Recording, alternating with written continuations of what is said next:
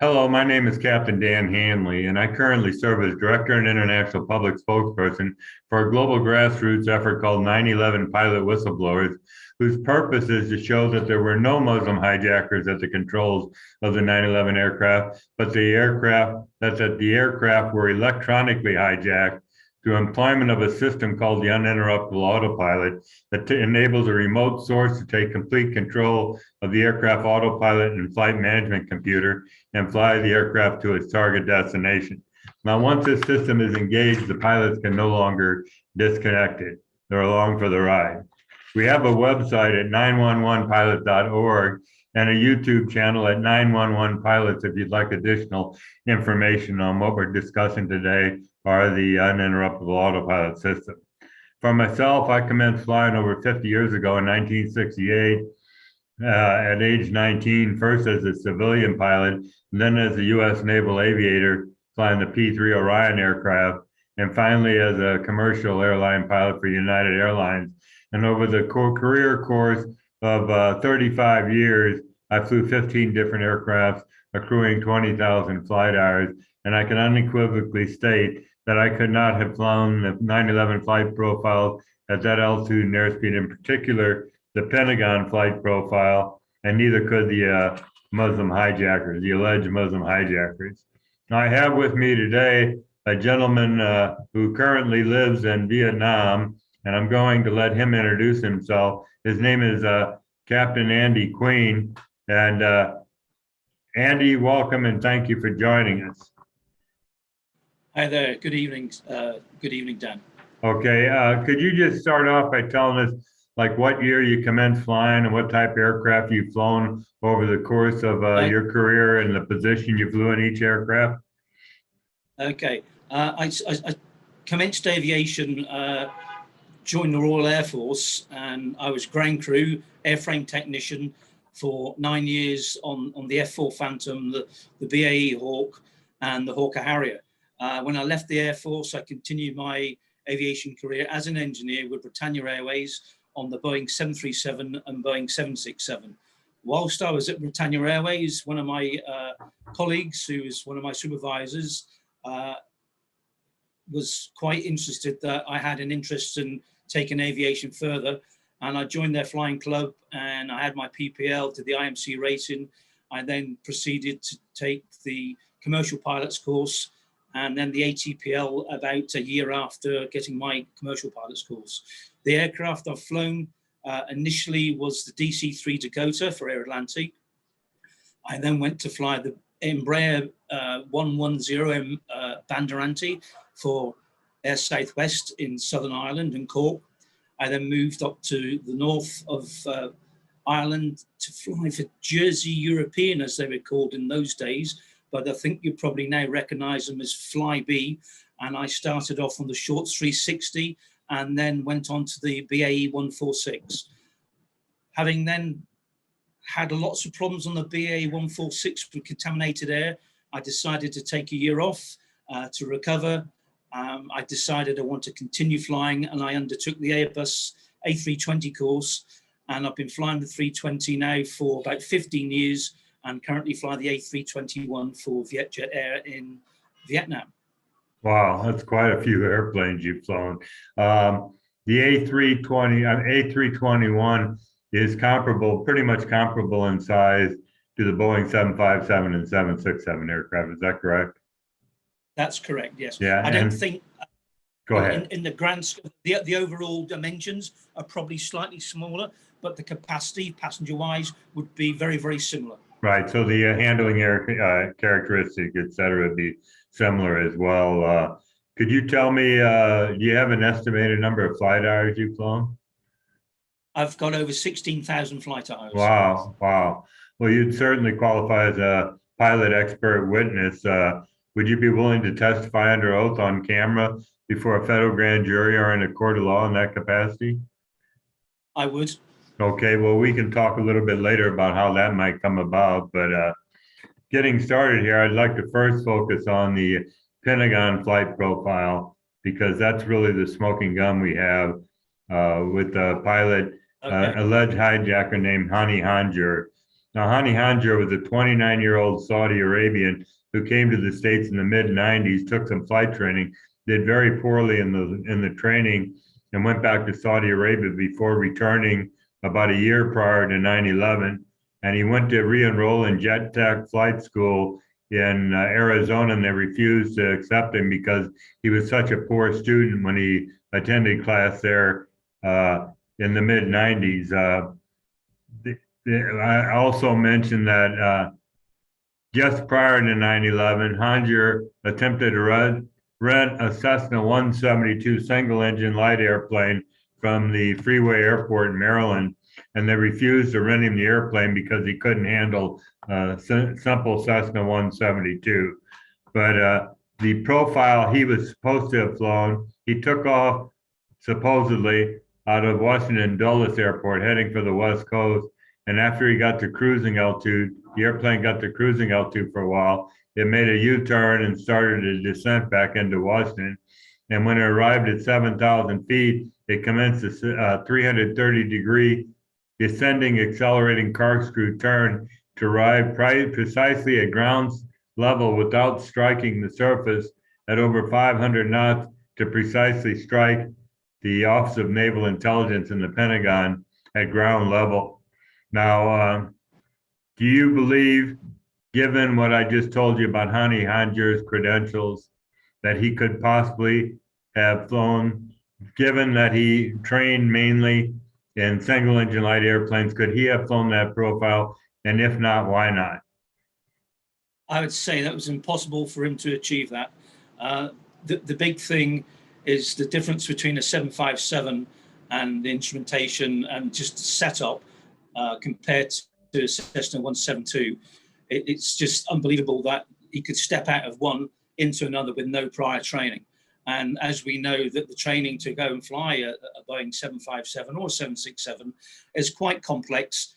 And from somebody of his experience, I would say it'd probably take at least 6 months, possibly twice as long for him to achieve that standard.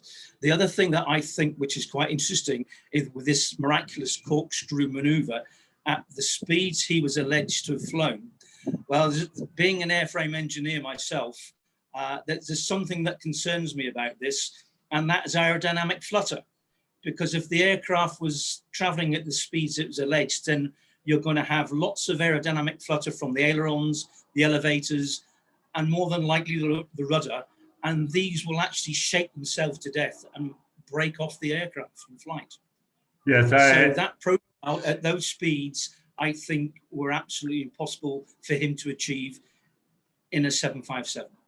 Right. And I question the speeds also because they exceed the maximum operating speed of the aircraft at sea level by about 120 to 140 knots. And you're not the first aircraft structural engineer that's told me that the airplane probably should have come apart. So I don't know. I honestly don't know where the speed figures come from. If it came from the U.S. government, I question everything they say about 9/11. So that's one thing that arouses my curiosity as well. I mean, given your experience of 15, 16,000 hours, could you have flown the profile yourself on your first try? Absolutely not. Okay. And why couldn't you? Well, the first thing, I wouldn't have been current in the aircraft. It would have been a new aircraft for me.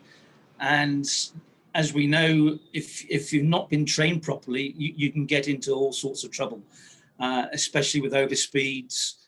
And if they're traveling at the speeds as you've previously mentioned, you're going to have this major problem with aerodynamic flutter, and the aircraft just will shake itself to bits. I think it's a big fairy tale.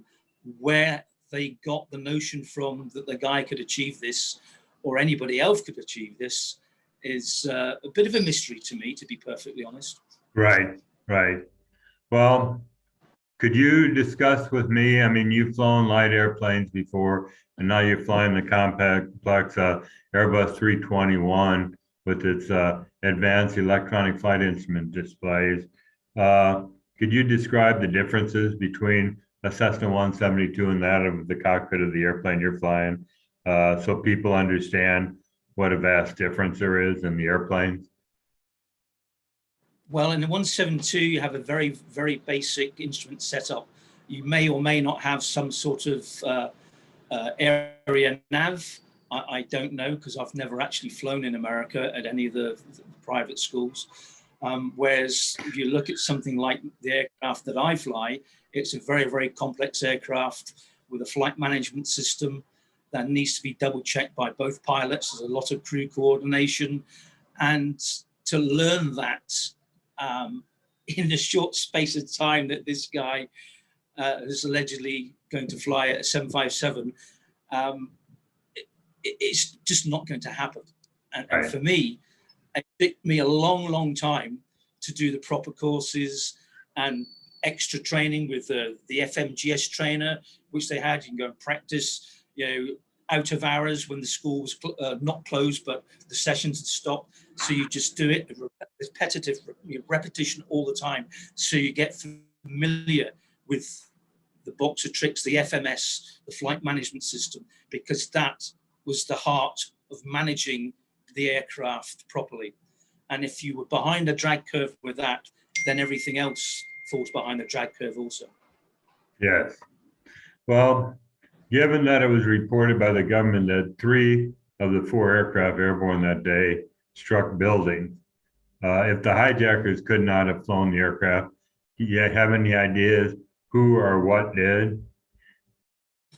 I've been reading a little bit about this recently, and there seems to be something called the uninterruptible autopilot, whereby somebody on the ground can actually take control of the aircraft and there's nothing you can do about it.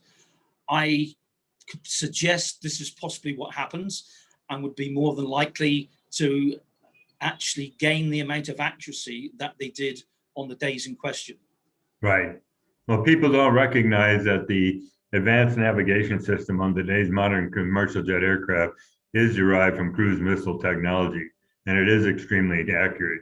And whatever course, speed, and altitude is programmed into the flight management computer with this uninterruptible autopilot, it's uplinked into that computer, and it will precisely fly whatever information has been put into the computer. But I agree with you. We can only speculate, but there's no other viable alternative explanation as to how the airplanes precisely struck all 3 buildings on the first attempt, other than if it was remotely controlled by an outside source, which we know Osama bin Laden didn't have access to this technology. So anyhow, why are we conducting these interviews? Well, 9/11 was the greatest crime ever committed on American soil in its history, and there's never been a criminal investigation into the crimes of 9/11. Were you aware of that, Andy, that the 9/11 Commission did not? I was, and that's going to be a very, very big question mark for me. Yeah. Why was this never investigated, and why has there been no criminal prosecutions? Well, the amazing thing is they weren't even going to have a 9/11 commission, but the next of kin for a year demanded that Bush convene one. And it wasn't until November or December the following year that they did convene it. And it was underfunded, set up to fail, and time constrained. And the next of kin had a whole series of questions they wanted answered, and the commission didn't answer 70% of them. So the whole thing was a farce, really. And that's what we're looking for, is our day in court as pilots. Because I got to point out that not one single pilot was permitted to testify before the 9/11 Commission as to the absurdity of this ludicrous notion that these pilots actually flew these aircraft, because I think they would have busted out laughing if they were asked. So the other reason we're doing it, the reason I believe, and you might want to agree with me on this, Andy, that so many people, maybe 99% of the global population, fell for this absurd story regarding the hijackers, is that they're not pilots and they cannot conceive of the absurdity of it all. You agree with that? They don't have knowledge of cockpits. Right. It's just far too complex for somebody to leap out of a Cessna 150 straight into the right-hand seat or left-hand seat of a very, very complex aircraft such as the Boeing 75 and 767. Right. Well, the other reason we're doing it 2,977 people died a horrible death on 9/11. And then we're very sad, and our heart goes out to the next of kin who lost loved ones on that day. But that number pales in comparison to the millions of Muslims and others who've died, been maimed, or displaced in the Middle East and South Asia based on these illegal and unwarranted invasions that occurred. And it is also for them that we're trying to seek justice in the court. So that about wraps it up. Do you have any other closing comments you want to make, Andy? No, that's been a very good chat with you, Dan. Thank you very much for having me on. Well, thanks. As I say, that they've had no pilots testify in any of the hearings is very, very worrying for me. And I think you probably agree with me for sure. I do. Well, thank you for taking the time to be interviewed, Captain Andy Queen. And thanks for those who have viewed this interview. Please be sure, we're going to put it on YouTube, so please be sure to leave your comments at the bottom and share this video on your favorite social media sites, as well as subscribing to our channel. And if you are a pilot out there, it's somewhat difficult at times to get people to be interviewed, but if you wish to be interviewed, go to our 911pilot.org website, and at the top of the page, you'll see a tab that says Join Us. And all we need is your name, email address, and there's a small box down there. You put the type aircraft you flew, and we'll contact you. That's how we got a hold of Andy here. You don't, and I want to point out, you don't need to be a pilot to join us. Members of the general public are welcome to join. So please be sure to tell your family, friends, and neighbors about 9/11 pilot whistleblowers and 911pilots.org. And thanks again for joining us. Until next time, this is Captain Dan Hanley and Captain Andy Queen signing off and saying so long. Thank you very much for letting me take part in your interview. I wish you all the best with the inquiries. Thank you, Dan. Thank you.